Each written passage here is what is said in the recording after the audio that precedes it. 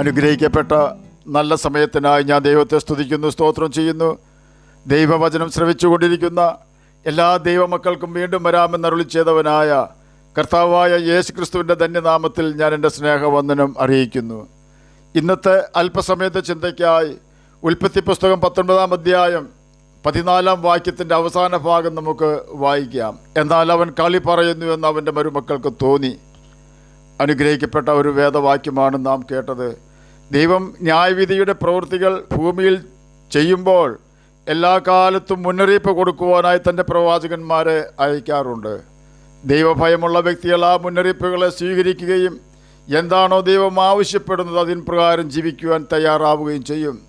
എന്നാൽ എല്ലാ കാലത്തും മുന്നറിയിപ്പുകളെ അവഗണിക്കുന്ന വ്യക്തികളും ഉണ്ടായിട്ടുണ്ട്. അങ്ങനെയുള്ളവർ പ്രതിസന്ധിയിൽ അകപ്പെട്ടിട്ടുമുണ്ട്. ഇവിടെ ഇതാ ഒരു അബ്രഹാം സൊദോം ഗൊമോറയിൽ ദൈവം നടത്തുവാൻ പോകുന്ന ന്യായവിധിയിൽ നിന്നും ആ പട്ടണങ്ങളെ രക്ഷിക്കണമേ എന്ന് ദൈവത്തോട് നിലവിളിക്കുകയാണ്.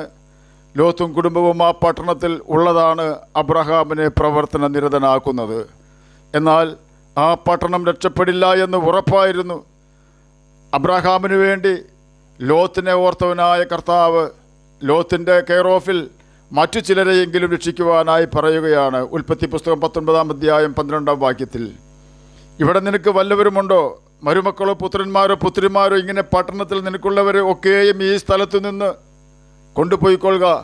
ഇവരെക്കുറിച്ചുള്ള ആവലാതി യഹോവയുടെ മുമ്പാകെ വലുതായി തീർന്നിരിക്കൊണ്ട് ഞങ്ങൾ ഈ സ്ഥലത്തെ നശിപ്പിക്കും. അതിനെ നശിപ്പിപ്പാൻ യഹോവ ഞങ്ങളെ അയച്ചിരിക്കുന്നു എന്ന് പറഞ്ഞു. ഇത് കേട്ടപ്പോൾ ലോത്ത് ചെന്ന് തൻ്റെ പുത്രിമാരെ വിവാഹം കഴിക്കുവാനുള്ള മരുമക്കളോട് സംസാരിച്ചു. നിങ്ങൾ എഴുന്നേറ്റ് ഈ സ്ഥലം വിട്ട് പുറപ്പെടുവിൻ, യഹോവ ഈ പട്ടണം നശിപ്പിക്കുമെന്ന് പറഞ്ഞു. അപ്പോഴാണ് അവൻ കളി പറയുന്നു എന്ന് അവൻ്റെ മരുമക്കൾക്ക് തോന്നിയത്. ഈ ഭാഗത്തു നിന്നും അല്പകാര്യങ്ങൾ പറയുവാൻ ഞാൻ കർത്താവിൽ ശരണപ്പെടുന്നു. ഇന്ന് നമുക്ക് തരുന്ന സന്ദേശം എന്തെന്നാൽ, കർത്താവ് വരുവാൻ സമയം ഏറ്റവും അടുത്തിരിക്കുന്നു എന്ന് ലോകസംഭവങ്ങളെല്ലാം വിളിച്ചറിയിക്കുന്നു.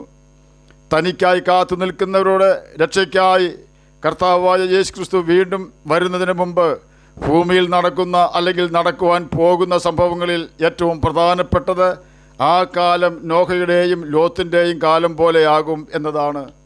നോഹയുടെ കാലത്ത് ദൈവം ജലപ്രളയം വരുത്തുവാൻ തീരുമാനിച്ചത് സകല ജഡവും തങ്ങളുടെ വഴി വഷളാക്കി എന്നതുകൊണ്ടാണ്. എന്ന് പറഞ്ഞാൽ പുരുഷനെ വിവാഹം കഴിക്കുന്നു, സ്ത്രീയെ വിവാഹം കഴിക്കുന്നു. ദൈവഭയമില്ലാത്ത ജീവിത രീതി ജനം തിരഞ്ഞെടുത്തു. മ്ലേച്ഛത സകലം മനുഷ്യരിലും പരന്നിരുന്ന ഒരു കാലം. ലോത്തിൻ്റെ കാലത്ത് സൊദോം ഗൊമോറയിലും അതുതന്നെയാണ് നടന്നത്. സകല ജഡവും തങ്ങളുടെ വഴി വഷളാക്കിയിരുന്നു. ദൈവത്തിന് സഹിക്കുവാൻ കഴിയാത്ത വിധം ദേശം അശുദ്ധിയിൽ മ്ലേച്ഛതയിൽ തന്നെ നിറഞ്ഞിരുന്നു. ഈ കാലഘട്ടത്തിൽ എന്ത് നടക്കുന്നുവെന്ന് നമുക്ക് അല്പമായി ചിന്തിക്കാം. മറ്റ് രാഷ്ട്രങ്ങളിലെ കാര്യങ്ങൾ നമുക്ക് വിട്ടുകളയാം. നമ്മുടെ രാജ്യമായ ഇന്ത്യയിൽ നടക്കുന്ന കാര്യങ്ങൾ മാത്രം നിങ്ങളുടെ ശ്രദ്ധയിൽപ്പെടുത്തുവാൻ ഞാൻ ആഗ്രഹിക്കുന്നു. വിവാഹിതരല്ലാത്ത സ്ത്രീയും പുരുഷനും ഒരുമിച്ച് താമസിക്കുന്നത് ഇന്ത്യയിൽ കുറ്റകരമായിരുന്നത് അടുത്ത കാലത്ത് സുപ്രീം കോടതി റദ്ദു ചെയ്തു.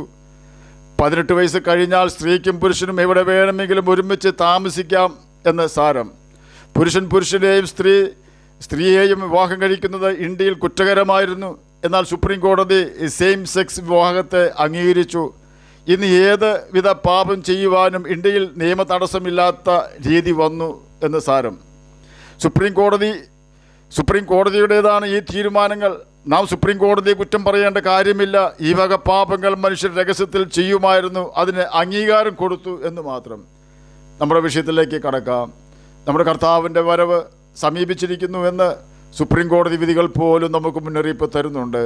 സൊദോം ഗൊമോറയിലും സകല പാപത്തിനും ഗവൺമെൻറ്റിൻ്റെ അംഗീകാരമുണ്ടായിരുന്നു. ഇന്ന് ലോകരാഷ്ട്രങ്ങളിലും ഇന്ത്യ ഉൾപ്പെടെ സകല പാപത്തിനും അംഗീകാരമായി കഴിഞ്ഞു. എന്നാൽ സ്വർഗത്തിലെ ദൈവം അതെല്ലാം ഇന്നും വെറുക്കുന്ന പാപം തന്നെയാണ് എന്ന് നാം മനസ്സിലാക്കണം. എന്തുകൊണ്ടാണ് നാം ഈ കാര്യങ്ങൾ പറയുന്നതെന്ന് ചോദിച്ചാൽ, നമുക്ക് കർത്താവിനെ എതിരേൽക്കുവാൻ ഒരുങ്ങുന്നതിന് വേണ്ടിയാണ്. നിന്റെ ദൈവത്തെ എതിരേൽപ്പാൻ ഒരുങ്ങിക്കൊള്ളുക എന്ന് ആമോസിൻ്റെ പുസ്തകം 4-ാം അധ്യായം 12-ാം വാക്യത്തിൻ്റെ അവസാന ഭാഗത്ത് രേഖപ്പെടുത്തിയിരിക്കുന്നു. കർത്താവിൻ്റെ വരവ് കള്ളനെ പോലെ ആകും. അതുകൊണ്ട് നാം ജോലിക്ക് പോകുമ്പോഴും ജോലി കഴിഞ്ഞ് വരുമ്പോഴും വിശ്രമിക്കുമ്പോഴും യേശുവുമായി ഉറ്റബന്ധം ഉള്ളവരായിരിക്കുക. യേശുവിൻ്റെ ആത്മാവിനെ ദുഃഖിപ്പിക്കാതിരിക്കുക. നല്ല മനസാക്ഷി തള്ളിക്കളയാതിരിക്കണം. ദൂതന്മാർ ലോത്തിനോട് പറഞ്ഞ വാക്ക് ഓർക്കുക, നിനക്ക് ഇവിടെ വല്ലവരുമുണ്ടോ എന്നതായിരുന്നു അത്. നമ്മുടെ പ്രിയപ്പെട്ടവരെയും ചാർച്ചക്കാരെയും യേശുവിനെക്കുറിച്ച് അറിവുള്ളവരാക്കുക. തൻ്റെ മരുമക്കൾ ആകുവാൻ പോകുന്ന 2 യൗവനക്കാരെ പോലും ലോത്തിനെ രക്ഷിക്കുവാൻ കഴിഞ്ഞില്ല എന്ന് നാം ഓർക്കണം. കാരണം അവൻ കളി പറയുന്നവനായിരുന്നിരിക്കണം. അതുകൊണ്ട് തന്നെ മരുമക്കൾ വിചാരിച്ചു ലോത്ത് കളി പറയുന്നവനാണെന്ന്. ആകയാൽ നാം പൊട്ടച്ചൊല്ലും കളിവാക്കും ഉപേക്ഷിച്ച് വിശ്വസ്തയുടെ മാർഗത്തിൽ കൂടി മാത്രം സഞ്ചരിച്ച് പറ്റാവുന്നിടത്തോളം ആളുകളെ ക്രിസ്തുവിന് വേണ്ടി ആദായപ്പെടുത്തുക. ലോത്തിനോട് ദൂതന്മാർ പറഞ്ഞ കൽപ്പന ഒന്ന് മാത്രമായിരുന്നു: പുറകോട്ട് തിരിഞ്ഞ് നോക്കരുത്. നമ്മോടും കർത്താവിന് ഒന്നേ പറയാനുള്ളൂ: പഴയ മനുഷ്യൻ്റെ സ്വഭാവം വീണ്ടും സ്വീകരിക്കരുത്, പുതുമനുഷ്യനായി ജീവിക്കണമെന്ന് മാത്രം. ലോത്തിൻ്റെ ഭാര്യ തിരിഞ്ഞു നോക്കി പുതുവനായി തീർന്നത് ഇന്നും അവിടെ നിൽക്കുന്നുണ്ട്. നാം പഴയ മനുഷ്യനായി തീർന്നാൽ ഗന്ധകം കത്തുന്ന തീ പൊയ്കയിൽ വീഴുവാൻ സാധ്യതയുണ്ട്. ആകയാൽ നമ്മെ സ്നേഹിച്ച് നമുക്ക് വേണ്ടി തന്നെ ഏൽപ്പിച്ചു കൊടുത്ത കർത്താവായ യേശുക്രിസ്തുവിന് വേണ്ടി മാത്രം നമുക്ക് ജീവിക്കാം. കർത്താവ് അതിനായി നമ്മെ സഹായിക്കട്ടെ എന്ന് പ്രാർത്ഥിച്ചുകൊണ്ട് ഞാൻ എൻ്റെ വാക്കുകളിൽ നിന്ന് വിരമിക്കുന്നു. നമുക്ക് പ്രാർത്ഥിക്കാം. ഞങ്ങളെ സ്നേഹിക്കുന്ന സ്വർഗീയ പിതാവേ, നല്ല വചനത്തിനായി അങ്ങയെ സ്തുതിക്കുന്നു, സ്തോത്രം ചെയ്യുന്നു. എന്നെ കേൾക്കുന്ന ഏതെങ്കിലും പ്രിയപ്പെട്ടവർ അങ്ങയെ തിരിച്ചറിയാത്തവരായിട്ടുണ്ടെങ്കിൽ അങ്ങയെ തിരിച്ചറിയുവാൻ തക്ക കൃപ അങ്ങയുടെ മക്കൾക്ക് അങ്ങ് നൽകി കൊടുത്ത് സഹായിക്കുകയാണമേ. അങ്ങയുടെ വചനം പ്രമാണിച്ച് ജ്യോതിഷികളെപ്പോലെ ജീവിക്കുവാനും നിത്യജീവൻ അവകാശികളായി തീരുവാനും മടിയനെ കേൾക്കുന്ന അങ്ങയുടെ കുഞ്ഞുങ്ങളെ സഹായിക്കുകയാണമേ. രോഗത്താൽ ഭാരപ്പെടുന്നവർക്ക് രോഗസൗഖ്യം കൊടുക്കണമേ. സാമ്പത്തിക ക്ലേശം അനുഭവിക്കുന്നവർക്ക് അതിൽ നിന്ന് മോചനം കൊടുക്കണമേ. ജോലിയില്ലാത്തവർക്ക് ജോലി കൊടുക്കണമേ. കടഭാരമുള്ളവരുടെ കടഭാരത്തിൽ നിന്നും അവരെ രക്ഷിക്കണമെന്ന് പ്രാർത്ഥിക്കുന്നു. പ്രാർത്ഥന കേട്ടതിനായി സ്തോത്രം. യേശുവിൻ്റെ നാമത്തിൽ തന്നെ ആമേൻ. കർത്താവ് എല്ലാവരെയും അനുഗ്രഹിക്കട്ടെ. സ്തോത്രം.